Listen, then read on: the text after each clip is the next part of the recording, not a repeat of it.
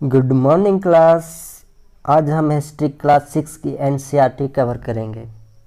इसमें देखेंगे चैप्टर 1। तो हमें क्लास 6 की एनसीईआरटी में प्राचीन इतिहास के बारे में पढ़ना है। तो आइए स्टार्ट करते हैं चैप्टर 1।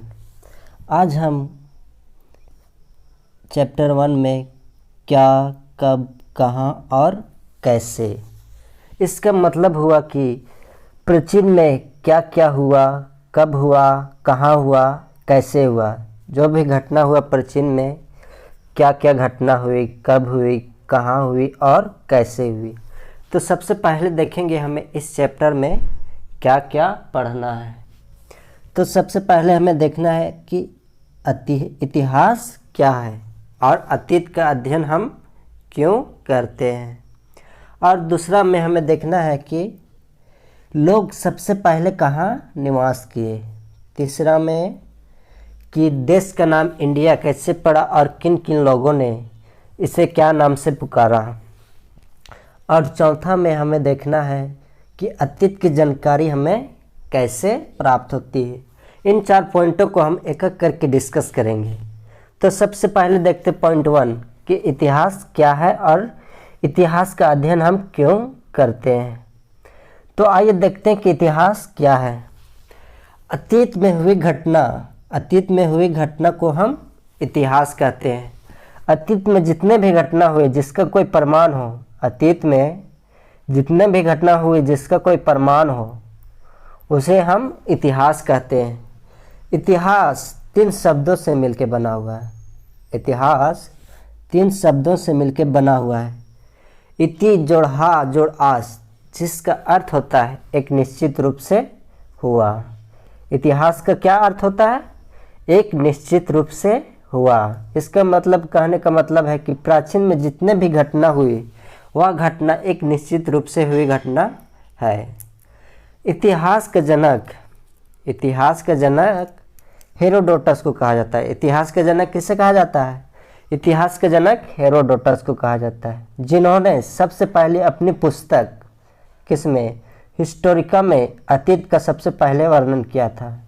हेरोडोटस ने अपनी पुस्तक किसमें, हिस्टोरिका में सबसे पहले अतीत का वर्णन किया था। कब? 5वीं शताब्दी वर्ष पहले। कब? 5वीं शताब्दी वर्ष पहले अपनी पुस्तक हिस्टोरिका में हेरोडोटस ने सबसे पहले इतिहास का वर्णन किया गया था। तो आइए देखते हैं हम इतिहास क्यों पढ़ते हैं। वर्तमान को बेहतर तरीका से जानने के लिए हम इतिहास का अध्ययन करते हैं। वर्तमान की जानकारी तो हमें किससे प्राप्त होती है? वर्तमान की जानकारी हमें आजकल न्यूज़पेपर, टेलीविज़न, मोबाइल आदि से वर्तमान की जानकारी हमें प्राप्त होती है। लेकिन हमें प्राचीन इतिहास की जानकारी प्राप्त करना हो तो कैसे प्राप्त होगी? पुरातात्विक स्रोत आदि, साहित्यिक स्रोत आदि सब से प्राप्त होती है। उस सब को हम आगे पढ़ेंगे कि कौन कौन स्रोतों से हमें इतिहास की जानकारी प्राप्त होती है। आइए देखेंगे पॉइंट 2 कि सबसे पहले लोग कहाँ निवास किए हैं। तो इसमें देखेंगे लाखों वर्ष पहले नर्मदा नदी के आसपास, मैप में देखिए नर्मदा नदी कहाँ पे है, यहाँ पे। नर्मदा नदी के आसपास लोग सबसे पहले निवास किए। क्यों? क्योंकि यहाँ की जो संपदा थी, जंगल की जो संपदा थी वे बहुत ज़्यादा थी, इसलिए वहाँ के लोगों को आसानी से खाद्य सामग्री, फल, कंदमूल आदि सबकी प्राप्ति हो जाती थी। और यहाँ जो लोग निवास करते थे, जो नर्मदा नदी के आसपास जो लोग निवास करते थे, वे एक कुशल आखेटक थे। कुशल आखेट थे। इसका मतलब होता है, आखेट का मतलब होता है शिकारी। आखेट का मतलब क्या होता है? शिकारी होता है।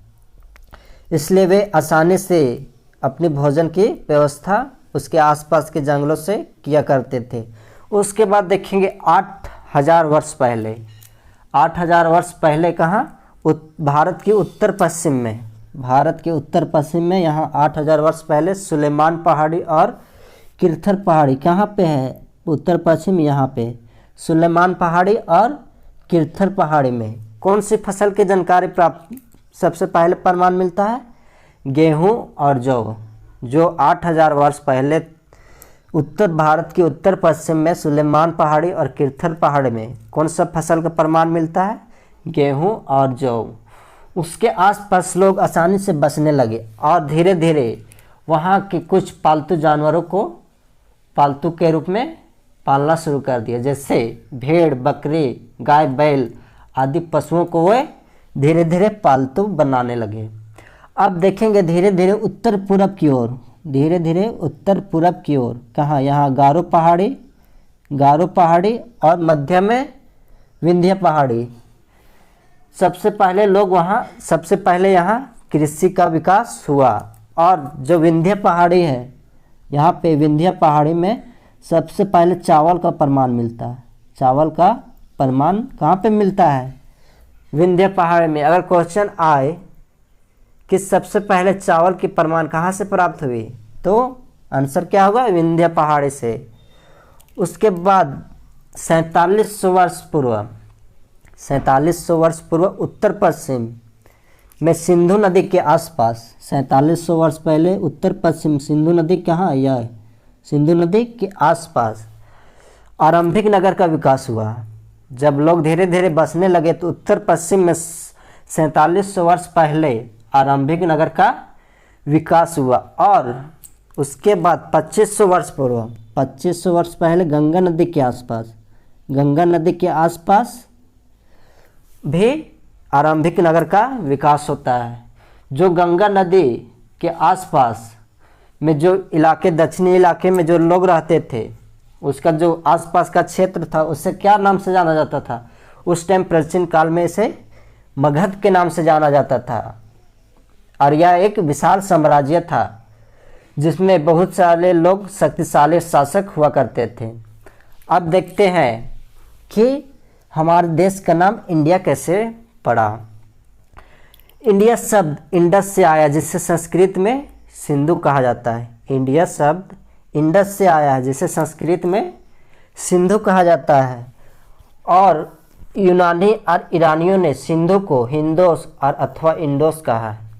जो यूनानी थे और ईरानी थे उसे सिंधु को किस नाम से जाना? हिंदोस और इंदोस। और भारत शब्द, जो भारत शब्द है हमारे, वे लोगों के समूह के लिए किया जाता था। भारत शब्द का उपयोग किस लिए किया जाता था? लोगों के समूह के लिए किया जाता था।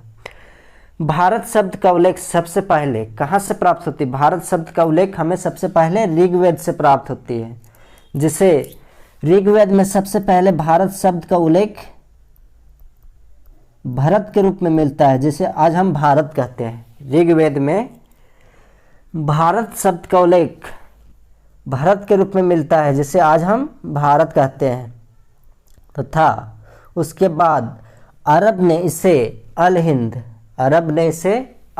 और तुर्कों ने इसे हिंदुस्तान कह के पुकारा। जो अरब वासी थे इसे अल हिंद और तुर्कों ने इसे हिंदुस्तान कह के पुकारा। उसके बाद देखेंगे कि काल का निर्धारण कैसे किया गया है। हमारे इतिहास में काल का निर्धारण कैसे किया गया है, तो जानते हैं इतिहास को 3 भागों में बांटा गया है। इतिहास को 3 भागों में बांटा गया है। पहला प्राचीन इतिहास, दूसरा मध्यकालीन इतिहास और तीसरा आधुनिक इतिहास। प्राचीन इतिहास को भी 3 भागों में बांटा गया है। जो प्राचीन इतिहास है उसको भी 3 भागों में बांटा गया है। प्रागैतिहासिक काल, अर्ध ऐतिहासिक काल और ऐतिहासिक काल। जो प्राचीन इतिहास है उसे भी 3 भागों में बांटा गया है। प्रागैतिहासिक काल, अर्ध ऐतिहासिक काल और ऐतिहासिक काल। तो आइए जानते हैं इस तीनों का मतलब क्या होता है। प्रागैतिहासिक काल का मतलब होता है इस काल में कोई भी लिखित प्रमाण नहीं थे। जो प्रागैतिहासिक काल है उस काल में कोई भी लिखित प्रमाण नहीं थे। इस प्रागैतिहासिक काल की जानकारी हमें कैसे प्राप्त होती है? पुरातात्विक स्रोत से। प्रागैतिहासिक काल की जानकारी हमें कैसे प्राप्त होती है? पुरातात्विक स्रोत, जैसे मिट्टी की बर्तन, हड्डियाँ या पत्थर के हथियार। और दूसरा में देखेंगे अर्ध ऐतिहासिक काल। दूसरा में अर्ध ऐतिहासिक काल, इस काल में तो लिखित प्रमाण मिले लेकिन उसे पढ़ा नहीं जा सका। जो अर्ध ऐतिहासिक काल है उस काल में तो लिखित प्रमाण मिले लेकिन उसे पढ़ा नहीं जा सका, जैसे में सिंधु घाटी सभ्यता और वैदिक कालिक सभ्यता। और तीसरा में है ऐतिहासिक काल। तीसरा में ऐतिहासिक काल, इस काल में लिखित प्रमाण भी मिले और उसे पढ़ा भी जा सका। जो ऐतिहासिक काल है उस काल में लिखित प्रमाण भी मिले और उसे पढ़ा भी जा सका, जैसे में प्राचीन कालीन इतिहास, मध्यकालीन इतिहास और आधुनिक कालीन इतिहास। अब देखेंगे अतीत की जानकारी हमें कैसे प्राप्त होती है। अतीत की जानकारी हमें कैसे प्राप्त होती है? पांडुलिपियों से, जिसे हम इंग्लिश में क्या बोलते हैं? मैन्युस्क्रिप्ट। जिसमें मेनू जो एक लैटिन भाषा से लिया गया है, जिसका अर्थ होता है क्या? मेनू का अर्थ हाथ से लिखा हुआ। में अतीत की जानकारी हमें कैसे प्राप्त होती है? पांडुलिपियों से प्राप्त होती है, जिसे हम इंग्लिश में मैन्युस्क्रिप्ट कहते हैं। मैन्युस्क्रिप्ट ताड़ के पत्रों और भुर्ज नामक पेड़ की छालों में लिखा जाता था। जो मैन्युस्क्रिप्ट है वे ताड़ के पत्रों और भुर्ज नामक पेड़ की छालों में लिखी जाती थी। ये जो भुर्ज नामक पेड़ है ये हिमालय में पाया जाता था। जो भुर्ज नामक पेड़ है यह कहाँ पाया जाता था? हिमालय में पाया जाता था। आइए देखते हैं कि भारतीय इतिहास की जानकारी हमें किन किन स्रोतों से प्राप्त होती है। भारतीय इतिहास की जानकारी हमें 3 स्रोतों से प्राप्त होती है। कौन कौन से स्रोत? पुरातात्विक स्रोत, साहित्यिक स्रोत और विदेशी यात्रियों के द्वारा हमें भारतीय इतिहास की प्राप्ति होती है। आइए देखते पुरातात्विक स्रोत। पुरातात्विक स्रोत में हमें अभिलेख, स्मारक, सिक्के के द्वारा हमें अतीत की जानकारी प्राप्त होती है। पुरातात्विक स्रोत के माध्यम से कि सिक्के की प्राचीन में इमारत और किन किन राजाओं के द्वारा क्या क्या अभिलेख दिया गया, उसके द्वारा हमें प्राचीन की इतिहास प्राप्त होती है। स्मारक में जैसे मंदिर, मूर्ति आदि विभिन्न युगों के द्वारा सामाजिक, धार्मिक, आर्थिक परिस्थितियों की जानकारी हमें स्मारक के द्वारा प्राप्त होती है। और सिक्के के द्वारा जैसे प्राचीन कालीन में सोने के सिक्के, चांदी के सिक्के और तांबे के सिक्के प्रचलित थे, जिससे हमें प्राचीन इतिहास की जानकारी प्राप्त होती है। अब देखेंगे साहित्यिक स्रोत। साहित्यिक स्रोत में हमें वेद, उपनिषद, धार्मिक ग्रंथ आदि से हमें जानकारी प्राप्त होती है। आइए देखेंगे इसमें कुछ एग्जाम्पल, जैसे चंद्रगुप्त मौर्य जो एक चाणक्य के प्रधानमंत्री थे, जिन्होंने अर्थशास्त्र का रचना किया था। कौन? चाणक्य। चाणक्य ने किसका रचना किया था? चाणक्य ने अर्थशास्त्र की रचना की थी, जो किसका प्रधानमंत्री थे? चंद्रगुप्त मौर्य के प्रधानमंत्री थे। और कश्मीर के कवि कौन? कल्हण, जिसने अपनी पुस्तक राजतरंगिणी ने कश्मीर के इतिहास का वर्णन किया है। आदि सब का इस सब साहित्यिक स्रोतों से हमें भारतीय इतिहास की जानकारी प्राप्त होती है। उसके बाद देखेंगे विदेशी यात्रियों के द्वारा, यूनानी के द्वारा, फारसी के द्वारा, चीनी के द्वारा, ये सब यात्रियों के द्वारा भारतीय इतिहास की विभिन्न प्रकार की पुस्तक लिखी गई, जिससे हमें जानकारी प्राप्त होती है। और जो हस्तलिपि थी जिससे हमें प्राचीन इतिहास की जानकारी प्राप्त होती है, वे ज़्यादातर पाली और प्राकृतिक भाषा में लिखी गई थी। जो हस्तलिपि थी, कौन? हस्तलिपियाँ पाली और प्राकृतिक भाषा में ज़्यादातर लिखी गई थी, जिससे हमें जानकारी प्राप्त होती है। तो बच्चों, आज का क्लास 6 की एनसीईआरटी कवर किए चैप्टर 1। तो हमारे चैनल में जितने भी नए हैं वह चैनल को सब्सक्राइब करें, लाइक करें और कमेंट करें कि आपको आज की क्लास कैसी लगी, और वीडियो को शेयर करें। Thank you.